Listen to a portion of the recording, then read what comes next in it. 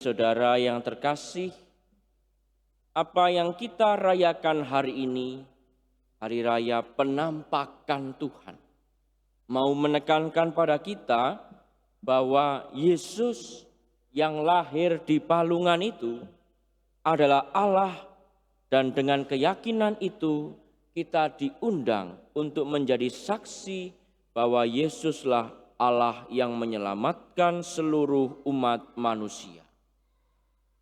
Mengapa disebut penampakan? Karena kata ini tuh di Indonesia sering dikaitkan dengan hantu dan kejadian-kejadian gaib yang serem, membuat takut. Ini sebaliknya. Allah dalam kitab suci Perjanjian Lama, ini ceritanya, dikenali dengan bentuk suara api, awan, ya, atau tanda-tanda alam, ya, itu kehadiran Allah itu sedemikian rupa kalau dalam Perjanjian Lama. Selain itu, Allah juga nampak melalui perantaraan para nabi, ya, kalau Perjanjian Lama, yang menyampaikan sabda Allah. Nah, kini dalam Perjanjian Baru, Allah menampakkan diri dalam sosok bayi yang lahir di kota kecil Bethlehem, dan membawa sukacita pada orang yang percaya. Siapa orang yang menduga dan percaya bahwa bayi yang lahir di kandang di dalam palungan itu adalah putra Allah. Namun memang dialah putra Allah yang datang ke dunia. Buktinya apa? Nah, kisah para Majus dari timur atau 3 raja yang biasa kita kenal dalam kitab suci memang, ya, kita dengarkan tadi ada, ya, Majus, bukan disebut raja. Majus itu akar katanya magos, yang turunannya menjadi magic. Menunjuk pada apa? Itu profesi imam di dunia Persia begitu, ya, dan ahli perbintangan. Kadang kita sebut 3 sarjana makanya. Apapun itu mau menunjuk bahwa mereka bukan orang sembarangan, ya. Orang yang punya jabatan, punya kemampuan tertentu. Dan yang pasti mereka ini orang-orang asing. Orang-orang bukan Yahudi. Mazmur atau dalam bacaan pertama tadi, ya, kalau dinyanyikan kan ada juga bagian, kiranya raja-raja dari Tarsis dan pula-pula membawa persembahan-persembahan. Kiranya raja-raja dari Sheba dan Seba menyampaikan upeti. Ada Tarsis, ada Sheba, ada Seba. Mau menunjukkan bahwa raja-raja itu dari 3 daerah yang berbeda. Pertama Tarsis, yang letaknya diperkirakan di sekitar Spanyol, mewakili benua Eropa. Lalu Sheba diperkirakan di Ethiopia, mewakili benua Afrika. Dan Seba itu kira-kira di Yaman, mewakili benua Asia. Ketiganya adalah benua-benua yang waktu itu tidak mengenal Yesus. Namun raja-raja ini, raja-raja yang tidak mengenal Allah ini datang pada Yesus. Jumlahnya pun tidak disebut 3, ya, dalam kitab suci, hanya disebut, ya, raja-raja begitu. Menurut tradisi ada yang menyebut 12, ya, lalu dalam perkembangan direduksi menjadi 3 raja. Ketiga raja ini hatinya tertuju pada Allah, sehingga dengan segenap hati dan akal budi mampu mengenali kelahiran putra Allah melalui tanda bintang yang telah ditunjukkan oleh Allah. Mereka ini rela turun dari tahtanya, meninggalkan negerinya, menggunakan segenap akal budi dan kekuatannya untuk datang. Datangnya pun ke kandang. Mereka melepas mahkotanya, bersujud di hadapan Yesus, sambil memberikan persembahan emas, kemenyan, dan mur. Nah ini peristiwa luar biasa. Mau menyatakan bahwa Yesus adalah Allah bagi seluruh umat manusia. Bahkan raja-raja bangsa lain pun datang menyembah padanya sejak awal kelahiran. Mereka mengakui bahwa Yesus adalah Raja segala bangsa.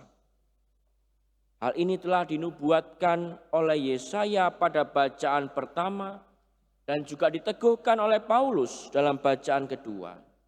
Paulus mengatakan bahwa orang-orang bukan Yahudi karena berita Injil turut menjadi ahli-ahli waris dan anggota-anggota tubuh dan peserta dalam janji yang diberikan dalam Kristus Yesus.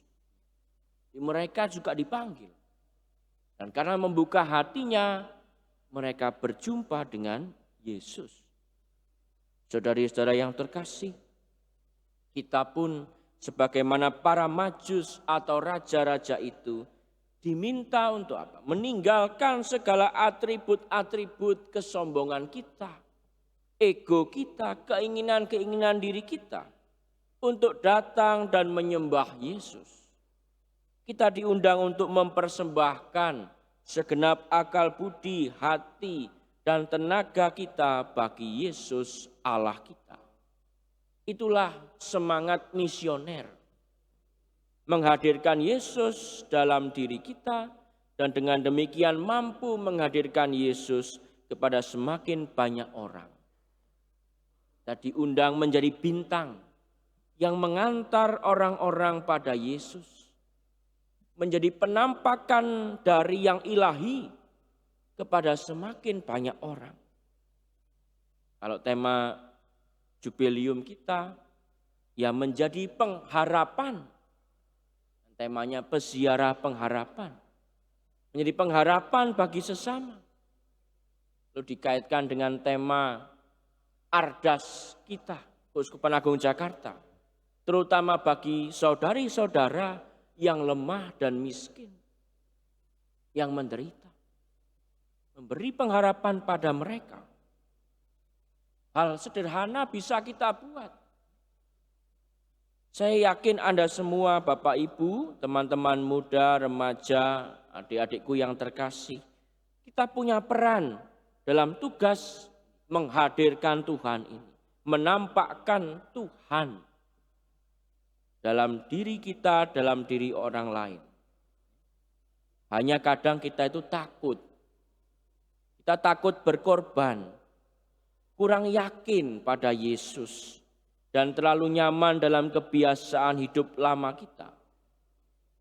Ini yang menjadi tantangan. Mau menolong takut repot. Mau nyumbang takut kurang. Mau menyatakan kebenaran takut dimusuhi. Mau melayani takut nggak punya waktu dan seterusnya. Ada sebuah cerita, ini kan masa mudik Nataru kemarin. Banyak orang pulang kampung dan berlibur bersama keluarganya. Suatu kali ada supir truk yang beristirahat di pinggir jalan. Sedang enak-enak tidur dia. Ya. Jendela truk lalu diketuk orang asing. Tok, tok, tok, Pak. Mau tanya jalan, arah ke puncak kemana ya Pak ya? Dengan sebel supir itu menjawab, sana. Tidak lama kemudian, karena jalanan memang padat ya, seorang mengetuk jendela lagi bertanya hal yang sama. Tok, tok, Pak, jalan ke puncak arahnya kemana ya? Dan sebel lagi dia menjawab, sanalah. Lalu si supir ini punya ide supaya enggak diganggu.